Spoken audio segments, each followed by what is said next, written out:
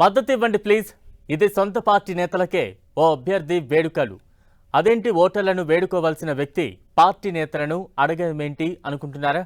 మీరు వింటున్నది నిజమే. కమలం పార్టీ అభ్యర్థిగా ఆదిలాబాద్ టికెట్ దక్కించుకున్న గెడం నగేష్ పరిస్థితి ఇది.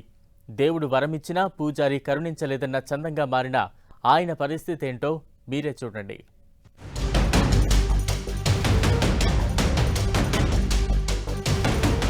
గత ఎన్నికల్లో ఆదిలాబాద్ ఎంపీ స్థానం నుంచి పోటీ చేసేందుకు ఎవ్వరూ ముందుకు రాలేదు. కానీ ఈసారి అసెంబ్లీ ఎన్నికల్లో లోక్సభ పరిధిలోని 4 సీట్లను కైవసం చేసుకుంది బీజేపీ. దీంతో సిట్టింగ్ ఎంపీ సోయం బాపురావుతో పాటు ఈ సీటు దక్కించుకునేందుకు సీనియర్ లీడర్లు పోటీ పడ్డారు. కానీ వాళ్ల ఆశలపై నీళ్లు చల్లింది బీజేపీ అధిష్టానం.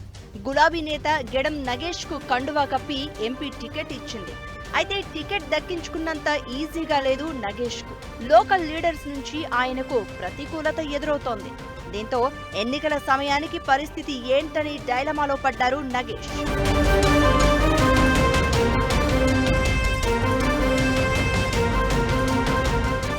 భైన్సా మున్సిపాలిటీ ఎన్నికల్లో ఎంఐఎం గెలవడానికి పరోక్షంగా కారణమైన వ్యక్తికి ఎంపీ సీట్ ఇచ్చారని మెజారిటీ నేతలు ఆగ్రహం వ్యక్తం చేస్తున్నారు. ఆ సమయంలో జరిగిన మత కల్లోలాలకు కూడా అతనే కారణం అనేది వారి ఆరోపణ. అంతేకాదు ప్రస్తుతం పార్టీకి ఉన్న సానుకూల అవకాశాలను క్యాష్ చేసుకునేందుకే నగేష్ పైరవీ చేసి టికెట్ దక్కించుకున్నారని కూడా వారంటున్నారు.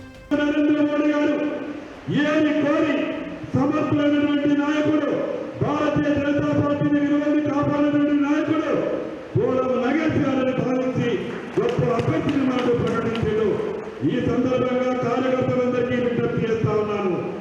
గోళం నగేష్ గారు విలువలతో కూడినటువంటి రాజకీయాలు వేసినటువంటి వ్యక్తి. భారతీయ జనతా పార్టీ కార్యకర్తలకు ఎక్కడ ఎటువంటి ఏ అవసరం వచ్చినా అది అర్ధరాత్రి 12 అయినా అన్ని విధాలుగా అందుబాటులో ఉంటాడు. టికెట్ దక్కించుకున్న తర్వాత ఆదిలాబాద్ లో జరిగిన నగేష్ సన్మాన సభకు సైతం పార్టీ ముఖ్య నేతలు కార్యకర్తలు ఎవ్వరూ హాజరు కాలేదు. అంతేకాదు ప్రచార కార్యక్రమాలకు ఎవరూ కలిసిరాని పరిస్థితి ఉండడంతో బహిరంగ వేదికల మీదనే దయచేసి మద్దతివ్వండి అంటూ నగేష్ అడగడం పొలిటికల్ సర్కిల్స్ లో ఆసక్తికరంగా మారింది. పార్టీలో ఇవిడి మనందరం కూడా కలిసికట్టుగా ఎక్కడ ఏ విధంగా కూడా అరమరికలు లేకుండా పనిచేసే కార్యక్రమం చేద్దామని చెప్పేసి ఎవరికి కూడా సందేహాలతో నిస్సందేహంగా మీ విషయాలని ప్రస్తుతం చేయండి నా దగ్గర. నగేష్ ప్రచారం ఇలా కొనసాగుతూ ఉండగానే మరోవైపు అసంతృప్తులు మరో యాక్షన్ ప్లాన్ తో పొలిటికల్ గ్రౌండ్ లోకి దిగిపోయారు. మోదీ ఫోటోతో రెబల్ గా బరిలోకి దిగేందుకు ప్లాన్ చేసుకుంటున్నారు.